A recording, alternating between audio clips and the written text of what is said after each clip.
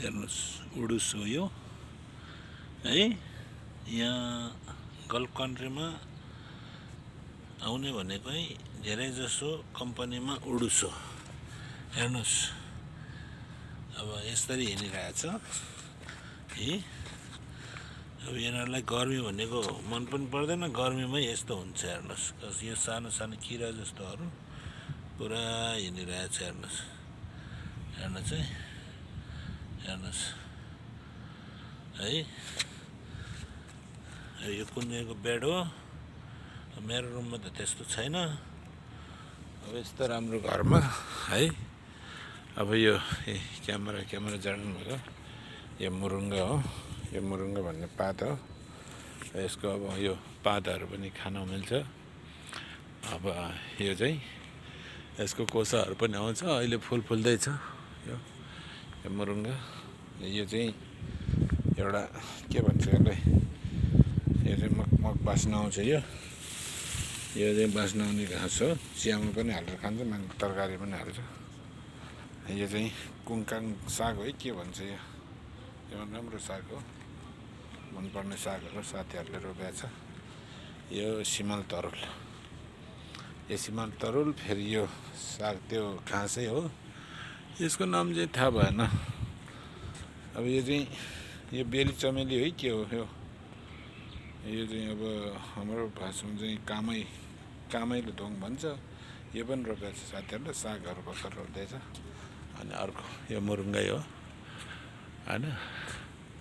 मुरुङ्गा सबै कोसाहरूमा तल आउनै दिँदैन, फल्नै दिँदैन। अलिअलि फलेको छ। यो भोगाडे भयो। यो तरुल सकरखण्डको त्यो साग हो। हेर्नुहोस्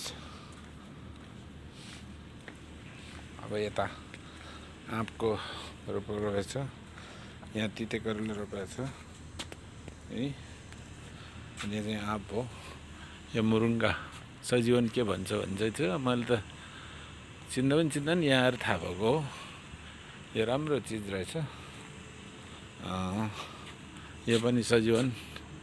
यसको कोसाहरू अब अहिले कोसाहरू फल्दैछ। यो कोसा हो, सानो कोसाहरू फल्दैछ हो। टिङ आएको त्यो डन्डी जस्तो आएको चाहिँ कोसा हो यसको। अनि अरू चाहिँ यो पनि मुरुङ्गै त्यो सजीवनकै हो। सजी है के भन्छ, त्यो पनि फल्दैछ। अहिले यसको सिजन रहेछ फल्ने। अनि यो हुनै भइहाल्यो। यी भन्छ सकरखण्ड र यो चियामा हालेर खान्छ, तरकारीमा हाल्छ। यसको डाँठाहरू बास्न आउँदो रहेछ। यो सजीवन। यो मुरुङ्गाको कोसा चाहिँ यो है, यो कोसा हो। हेर्नु यस्तो कोसा हुँदो रहेछ। यो ठुल्ठुलो हुँदो रहेछ। तरकारीमा चाहिँ एकदम राम्रो हुँदो रहेछ। र यो मुन्टाहरू पनि खान्छ, यो पातहरू पनि खाँदो रहेछ मान्छेहरूले। अब धेरै फलेको छ यसपालि। हेर्नुहोस् योहरू यहाँ फलेको छ, धेरै भित्र फलेको रहेछ। राम्रो फलेको रहेछ, राम्रो फलेको रहेछ। आइयो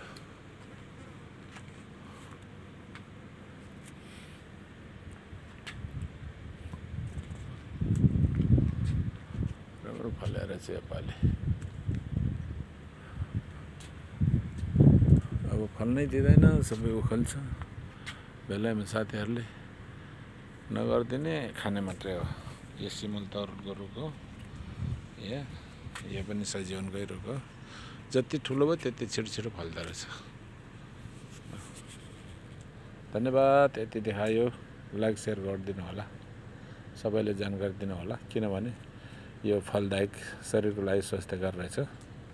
त्यही भएर धन्यवाद।